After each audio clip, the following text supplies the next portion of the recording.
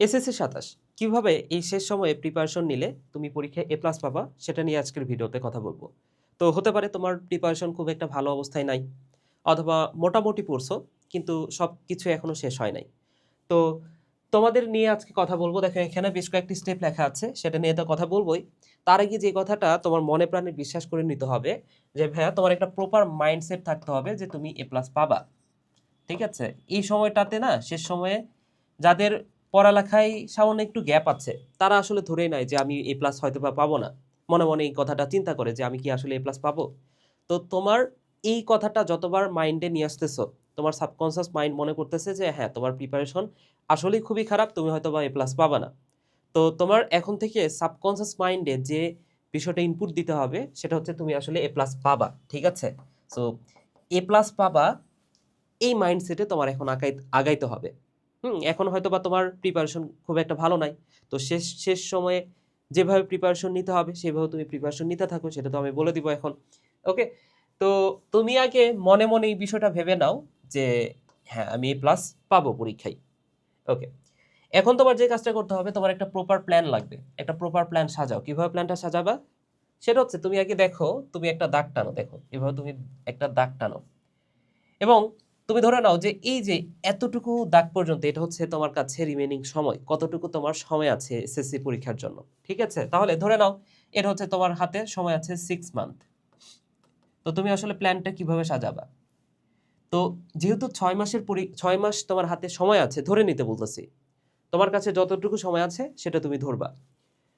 তো যেহেতু ৬ মাস সময় আছে, তোমার কাজ হচ্ছে এসএসসি পরীক্ষার ৩ মাস মিনিমাম ৩ মাস আগে, যদি নাও পারো মিনিমাম তো ২ মাস আগে অবশ্যই তোমার সিলেবাসটা শেষ করতে হবে। ঠিক আছে? তো আমি ধরতেছি মিনিমাম ৩ মাস আগে, এই যে ৩ মাস অর্ধেক সময়, হ্যাঁ? যদি ৬ মাস সময় থাকে তাহলে ৩ মাস আগে এই যে এতটুকু সময়ের মধ্যে এটা তোমার রিভিশন পিরিয়ড হবে। এখানে তুমি আর কিছুই করবে না। এখানে জাস্ট রিভিশন দিবা।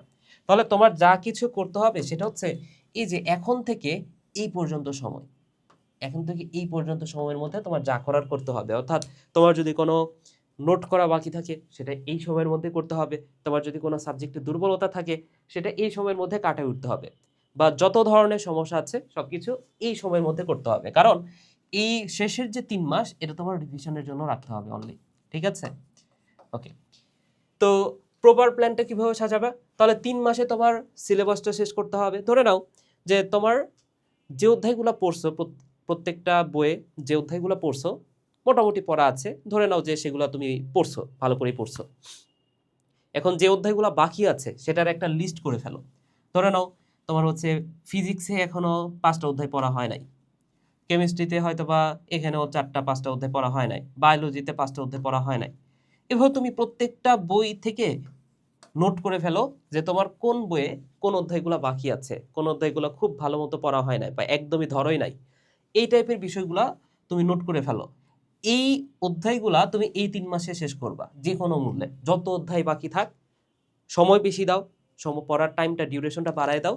কিন্তু এই সময়ের মধ্যে তোমার এই অধ্যায়গুলা শেষ করতেই হবে যে কোনো মূল্যে। ধরে নাও যে এরকম অধ্যায় আছে ৪০ টা অধ্যায় আছে। ঠিক আছে?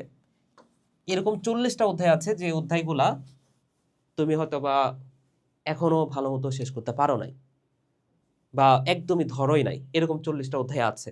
তাহলে তোমার হাতে কতটুকু সময়? তোমার হাতে হচ্ছে ৩ মাস সময়। আমি আরো বেশি করে ধরি। তোমাদের হয়তোবা গ্যাপটা আরো বেশি থাকতে পারে। ৬০ টা অধ্যায়। হ্যাঁ? ৬০ টা অধ্যায় বা ৬০ টা টপিক তুমি ধরোই নাই ভালো করে। তাহলে এই যে ৬ মাসের মধ্যে ৩ মাস তুমি হাতে সময় পাচ্ছ এখন, তাই না? সো এই ৩ মাসে তোমার টার্গেট হবে এই ৬০ টা অধ্যায় পড়া। তাহলে বলো তো ভাইয়া ১ মাসে কয়টা টার্গেট? ১ মাসে কয়টা অধ্যায় তোমার শেষ করতে হবে? তাহলে ৩ মাসে যদি ৬০ টা অধ্যায় হয়, ১ মাসে কয়টা? নিশ্চয়ই ২০ টা অধ্যায় শেষ করতে হবে। ১ মাসে যদি তোমার ২০ টা অধ্যায় শেষ করতে হয়, হ্যাঁ? এটাকে তুমি আরো কমায় ফেলো। ৭ দিনে ১ মাসে যদি ২০ টা অধ্যায় শেষ করতে হয়, ৭ দিনে কয়টা অধ্যায় শেষ করতে হবে? সেটা তুমি ভাগ করো তো। তাহলে ২০ কে যদি তুমি ৭ দ্বারা ভাগ দাও, ৩ ৭ টা ২১। মানে ১ সপ্তাহে মোটামুটি ৩ টা করে অধ্যায় শেষ করতে হবে। তাই কিনা? তাহলে 1 উইকে তোমার ৩ টা করে অধ্যায় শেষ করতে হবে। তাহলে ১ দিনে তোমার কয়টা অধ্যায় শেষ করতে হবে? ১ দিনে তোমার কয়টা অধ্যায় শেষ করতে হবে? তাহলে মোটামুটি অর্ধেক, একটা অধ্যায়ের অর্ধেক শেষ করতে হবে, তাই কিনা? তার মানে কি একদিনে তোমার যে কোনো একটা অধ্যায়ের অর্ধেক শেষ করতে হবে। এখন এই অর্ধেকটা মানে জাস্ট তুমি ভাবতেছো যে তুমি খালি বই পড়বা, এরকমটা না। ঠিক আছে, বই পড়বা, কোন একটা ক্লাস দেখা লাগলে সেই ক্লাসটা দেখবা, এরপরে তুমি হচ্ছে টেস্ট পেপার থেকে এমসিকিউ সলভ করবা, দেন সিকিউ কি টাইপের কোশ্চিন হচ্ছে অন্তত কোশ্চিন প্যাটার্নটা বোঝো। এইভাবে যখন তুমি হচ্ছে একটা অধ্যায় পড়বা তখন তুমি সেই অধ্যায়টাকে মোটামুটি তোমার পরবর্তীতে রিভিশনের জন্য উপযোগী হয়েছে বলে তুমি ধরে নিতে পারো। ঠিক আছে, তাহলে একদিনে তুমি কিভাবে পড়বা সেটা তুমি বের করে ফেললা।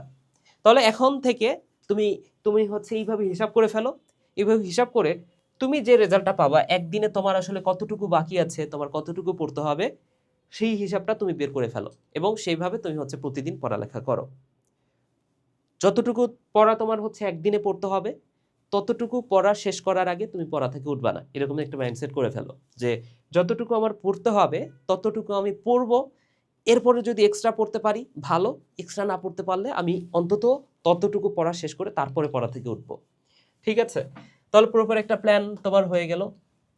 হ্যাঁ, এরপরে তোমার আরেকটা বিষয় করতে হবে, সেটা হচ্ছে যে জিনিসগুলো তোমার ডিস্ট্রাকশন তৈরি করতেছে, ঠিক আছে, সেগুলো তুমি হচ্ছে একটা খাতায় নোট করে ফেলো। ধরে নাও যে তোমার ফোন তোমার জন্য ক্ষতিকর হচ্ছে, তুমি রিয়েলাইজ করতেছো যে ফোনের কারণে তুমি পড়ালেখা করতে পারতেছো না, তো সেক্ষেত্রে তুমি ফোনটা বাদ দিয়ে দিতে হবে, বাবা মাকে জমা দিতে হবে 3 মাসের জন্য, 6 মাসের জন্য জমা দাও। হ্যাঁ, এরপরে ধরে নাও যে তোমার অন্য কোনো একটা সমস্যা, ধরে নাও যে তোমার ফ্রেন্ড সার্কেলটা অনেক বড়। হ্যাঁ, ফ্রেন্ডরা দেখা যাচ্ছে কল দিলে তুমি বাসা থেকে বের হয়ে যাও।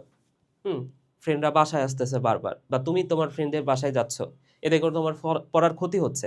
তো সেই জিনিসটাকে তুমি নোট করে ফেলো, খাতায় নোট করে ফেলো। ঠিক আছে, যতগুলা বিষয় তোমার পড়ালেখায় ডিস্ট্রাকশন তৈরি করে সব কিছু তুমি খাতায় লিখো। ঠিক, খাতায় লিখলে হবে কি জানো, তোমার অন্তত এতটুকু মাইন্ডসেটে থাকবে, আচ্ছা এই জিনিসগুলো আমার ক্ষতি করতেছে। তো তোমার মন তখন চাইবে যে আচ্ছা এই জিনিসগুলোর মধ্যে কোনো কিছু কিছু বিষয় যেগুলো আমার পড়ায় ডিস্ট্রাকশন তৈরি করতেছে সেগুলো বাদ দেওয়া যায় কিনা। ঠিক আছে, তো তুমি অন্তত খাতায় লিখো, একবারে বাদ দিতে না পারলে তুমি অন্তত খাতায় লিখো। দেখবা যে আস্তে আস্তে তোমার যখন মাইন্ডসেট তৈরি হয়ে যাবে যে না আমার পরীক্ষায় ভালো করতে হবে, তখন তুমি আস্তে আস্তে সবকিছু বাদ দিতে পারতেছো। আচ্ছা, এরপরে যেই কাজটাই যে এখানে এই পয়েন্টটা তো হয়ে গেল যে যা যা যা যা পড়া হয় নাই সেগুলো তোমার এই 3 মাসে শেষ করতে হবে। ঠিক আছে, প্রতিদিন কতটুকু করে পড়লে শেষ হবে সেটাও তুমি হচ্ছে শেষ করবা এইভাবে পড়ে পড়ে।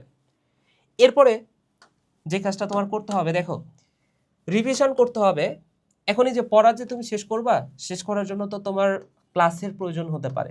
এখন এই শেষ সময়ে তোমার অনেক লম্বা লম্বা ক্লাস করলে আসলে শেষ নাও করতে পারো। ঠিক আছে, কারণ একাডেমিকে একটা ক্লাস হয়তো বা 8-9 ঘন্টা 7 ঘন্টা এরকমও ক্লাস হইতে পারে। ঠিক আছে, অর্থাৎ একটা অধ্যায়কে অনেক বড় করে নেওয়া যায়। কিন্তু তোমার হাতে যেহেতু এখন সময় কম, এই সময় তোমার সবই পড়তে হবে কিন্তু কম্প্যাক্ট ওয়েতে। এবং সব কিছুই যদি পড়তে চাও, কোনো কিছু স্যাক্রিফাইস না করো এবং কম্প্যাক্ট ওয়েতে যদি তুমি পড়তে চাও, সেক্ষেত্রে তোমাকে হেল্প করবে হচ্ছে এই যে SSC last shot revision program, যেটা এটা। ঠিক আছে, এই যে লাস্ট শট রিভিশন প্রোগ্রাম। কেন? কারণ এইখানে প্রত্যেকটা অধ্যায়, ফিজিক্স কেমিস্ট্রি ম্যাথ বায়োলজি যাই বলো, এখানে প্রত্যেকটা অধ্যায় কম্প্যাক্ট ওয়েতে, মানে সব কিছুই পড়ানো হয়েছে কিন্তু কম্প্যাক্ট ওয়েতে অল্প সময়ের মধ্যে, যেটা তোমার এক্সামে সবচেয়ে বেশি হেল্প করবে। তো তুমি যে কাজটা করবা, তুমি হচ্ছে এখানে এনরোল করে ফেলতে পারো এবং কি কুপন আছে কুপনটা দেখে এনরোল করো, তাহলে একটু ডিসকাউন্ট পাবা। ওকে, সো এখান থেকে তুমি ক্লাস করলে সবচেয়ে বেশি বেনিফিটেড হবা, এটা আমি গ্যারান্টি দিচ্ছি। ওকে, আচ্ছা, এরপরে তোমার যে কাজটা করতে হবে সেটা হচ্ছে রিভিশন। তো দেখো, রিভিশনের জন্য আমরা 3 মাস, 3টা মাস একদম উজাড় করে দিব। ঠিক আছে, এই পিরিয়ডটা তোমার যত ভালো হবে